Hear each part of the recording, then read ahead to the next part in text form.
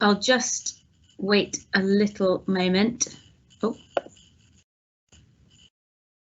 Okay, hello everybody. I can see that I have some people on the call already. Sorry if I've just said this. This is my first time using Teams Live. I'm just going to wait a few more moments just to see if we've got anybody else coming on the call. If Tamsin, my lovely Year 13 student, is on there as an attendee, I think we just need to get you on as a presenter again. So you might need to follow the other email that I've sent you or log in through your SharePoint account. Oh, brilliant. I've just seen more people come on as well. We do have a Q&A, our Q&A enabled as well. I would encourage you actually, because there is a bit of a lag apparently on the Q&A, to start sending through questions whenever they come to you, just because I know that sometimes at the end of the session it can take a little while for those to come through. So I've started off the Q&A, I've put a little smiley face in there, but anyways, as there are quite a few of us on the Teams, I will get started. So French A-level, as I was saying to the Year 11s today who I managed to speak to, is really a fantastic A-level to study for people who love learning. It's lots of different subjects all in one. I know that some of you maybe are on this call tonight because you're a little bit on the fence and you're not entirely sure what it is that you want to do just yet. And hopefully this evening will be really useful for you. So just a few reasons as to why we should learn French. It's the most visited country in the world, one of the biggest economies in the world. It's spoken all around the globe by over 275 million people. It's also, after English, the second most language in the world. It's very tight between French and Spanish. It's an official language of the United Nations and obviously one of the very important languages in the EU, and I'm sure I will talk about that later on. And possibly in the future, looking at current models for population growth, the boom in the sub-Saharan African population in particular might mean that by 2050, French is actually the most commonly spoken language across the world. So it's a very important language, obviously culturally for Jersey as well. I don't think that there's that many communities, particularly in Europe, who find themselves within visible sight of another country where they aren't thinking, oh, learning that language across there is not going to be important. I think learning French, learning the language of your neighbours is really important. And obviously we don't just focus on France on the A-level, we also focus on all of the countries and cultures where French is spoken across the globe. And here they are. So it's found in South America, North America, obviously Africa and Europe, and even in Australasia. And also, I know certainly from when I was travelling through Southeast Asia, French was certainly very useful for me as well in countries like Vietnam, where it was formerly a colonial language as a part of Indochina. So it's spoken everywhere, and it's a really important language in the terms of global business languages as well. So what are the different topics that we cover then? So the Year 12 topics tend to be an abridged version, between the GCSE and the A-level. So you'll recognise some of the unit names that we've been doing on the GCSE course on the A-level course as well. So we've got the changing nature of the family. So we look at family structures, how that has changed, and how specifically that looks in different Francophone countries. We also look at cyber society. So again, we've done technology on the GCSE, and now we're looking at it in terms of how technology benefits French society. We'll look at some French YouTubers, some French TikTokers as well. Whereas GCSE is all about what I like to do, maybe with my family and my friends, the A-level is very focused on Francophone culture, maybe as well in there how different aspects of technology are maybe helping, for example, how to get medical supplies out to particular countries in French-speaking Africa, where it's hard to see a doctor, etc. We also look at voluntary work as well, so looking at different voluntary organisations in the Francophone world and the importance of volunteering and giving community service as well. And then the second half of the Year 12 topics cover its heritage, so we'll look at tangible assets and intangible assets. So tangible assets, things like Les Grottes de Lascaux. You can see there on my PowerPoint the wonderful cave paintings that were discovered by a boy who was actually exploring with his mates, and his dog disappeared down a hole, and lo and behold, this boy and his friends stumbled across all of these cave paintings that nobody knew about, which are tens of thousands of years old. We don't just look at it in the Francophone context either. We look at some amazing monuments and some amazing places in the Francophone world as well, such as the Mud Mosque in Mali. We also look at Francophone music, looking at particular trends for Francophone music as well. So how does Francophone music affect youth culture? What does Francophone music look like from around the world? So not just French pop music, maybe we'll look at French rap that's been influenced by other cultures coming into France from the immigrant communities. And we also look at cinema as well. Cinema being invented by the French, by the Lumiere brothers, and we follow the evolution of cinema from the early days, from the first moving pictures all the way through to silent movies, and then the Nouvelle Vague, and then all the way through to the present day. So we want to keep it as multidisciplinary as possible. So your homeworks some weeks might look like making a Spotify playlist, or it might be following a YouTuber and watching some French films as well. So we want to make people engage as much as we can with the French culture. It's not just about studying the French language, but studying lots of different aspects. Then in year 13, a lot of the students will say that the content gets a bit meatier. So we move away from talking about softer topics as such, and the more GCSE style topics, which of course have been developed, and your knowledge is more profound on those. And we move into more politics, discussing some sides of economics, things like immigration. If you're into psychology as well, we look at criminality and law, for example, who and why commits crimes in France, and what is the most effective way of dealing with crime, and how can we look to the future in order to prevent crime from happening. We also look at strikes and demonstrations. The French are notorious for their striking, but there is a good reason why they do that, and it's held within the core values of French society going back to the French Revolution. So if you're into history, if you're into politics, if you're into sort of human geography, if you're into philosophy as well, this sort of comes into it, even a bit of religious studies as well, when we're talking about multicultural society, it really is the A-level for you. We really do jump around between the different subjects, and from an employability point of view and from a university application point of view, they understand, they know what you have to go through in order to get an A-level language. So they know that you are well read, you are a global citizen, and you've sort of dipped your toes into all of these different aspects of your studies. The other two things that we do on the A-level course, which sets it apart from the GCSE course, is in year 12, we study a film. The film that we study is called La Haine. It fits in with quite a few actually of our year 13 topics.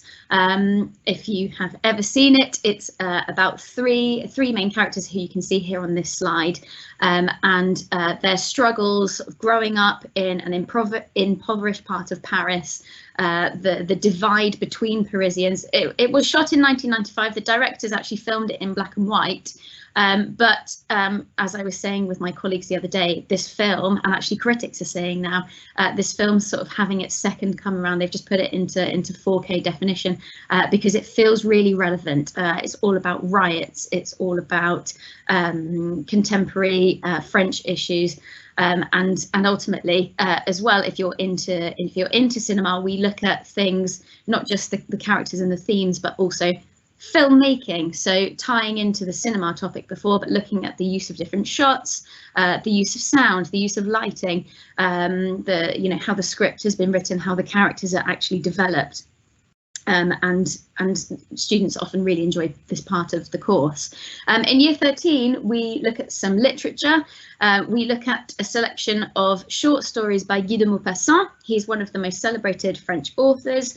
The lead one that we do is Boule de Suif, and these are all set in the Franco-Prussian War. Again, students really enjoy the fact that they, and the sense of accomplishment, that they are able to read some French literature and analyse it and pick it apart, and essentially have that part of French culture that they've accessed through the literature, because it's set in a part of history that we don't actually explore on any other sides of the course.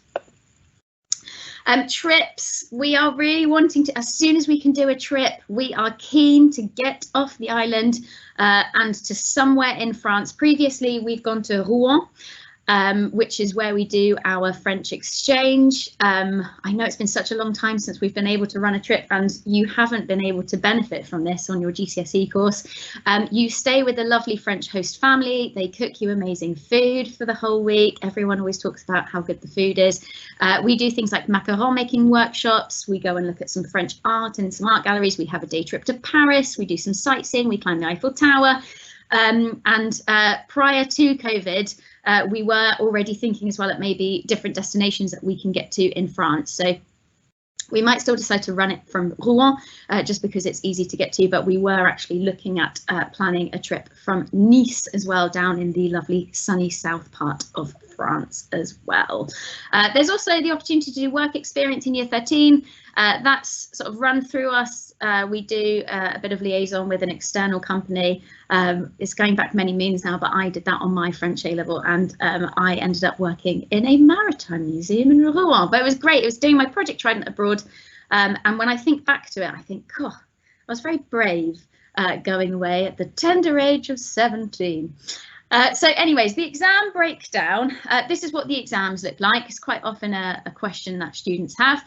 There are 3 different exams. Unlike at GCSE, where you had a separate listening and reading exam, that's now all been combined into one paper, and GCSE is quite cruel. You can only listen through each listening track twice before it moves on. At A-level, everybody has their own separate headphones, and you get to listen to the listening track as much as you like. Fast forward it, pause it, rewind. You get to listen to it for a decent amount of time. Obviously, reading. It says writing there, but really that's translation passages, and it's all on the themes that we cover. So it will be on, for example, music or family or immigration. They're not going to throw a random topic in there like the 1969 moon landing or anything.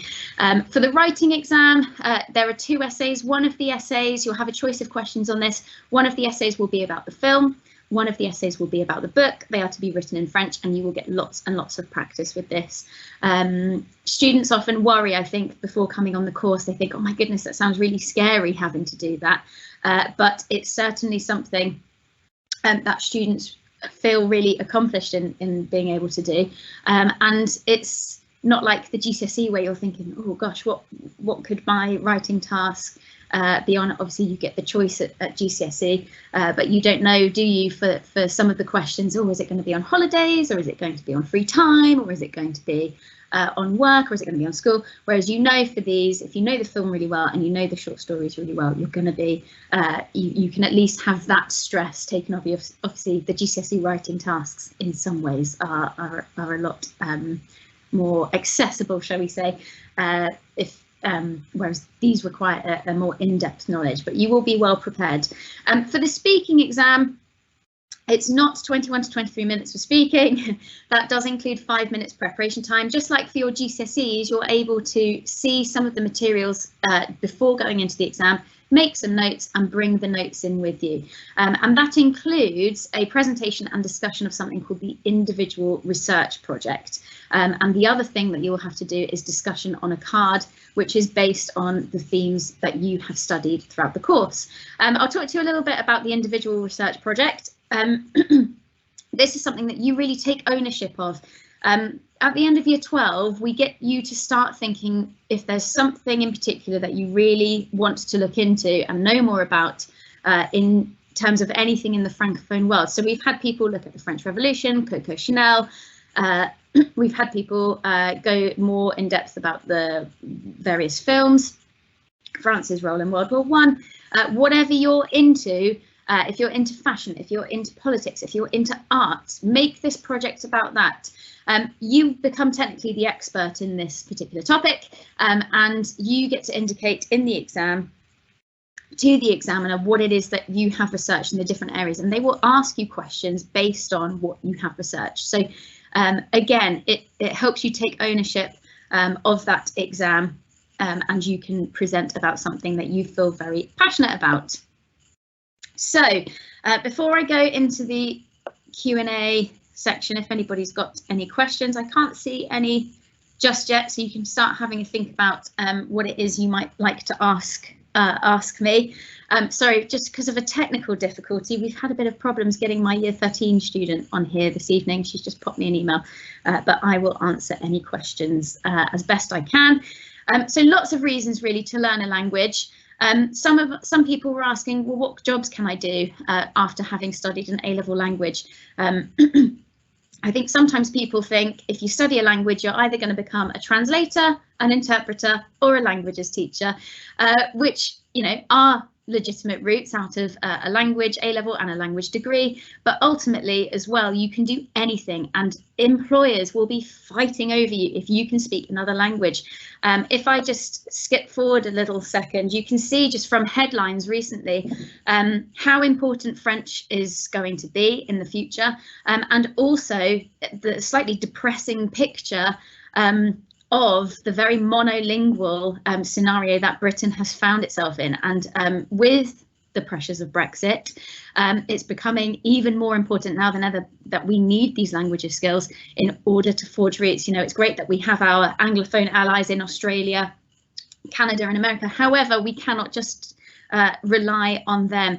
And we do need to make sure that we are part of a global community, and those language skills are really going to help do that, and they will really set you all apart. I still can't see just yet if there are any questions in the Q&A as such. We've still got a bit of time left. I'm just going to talk you through. I know that I've done these for many years now. Just a few of the questions that students normally ask our students that we have on these. One of them is usually, what's the homework like? The homework for languages, as I sort of was mentioning before, you'll still get your vocab learning. You'll get maybe a bit of grammar to do each week. You'll also get some extension learning tasks, some further reading on the topics that we cover in class. And obviously, if you're at that point in the year where you're doing the film or you're doing the book, you'll be doing maybe some mini exercises on that, or planning an essay or writing an essay, etc. It's really quite varied, and some students actually think that that's brilliant compared to maybe some of their other subjects, just because the range of extension and study in languages and the skills you need is so diverse.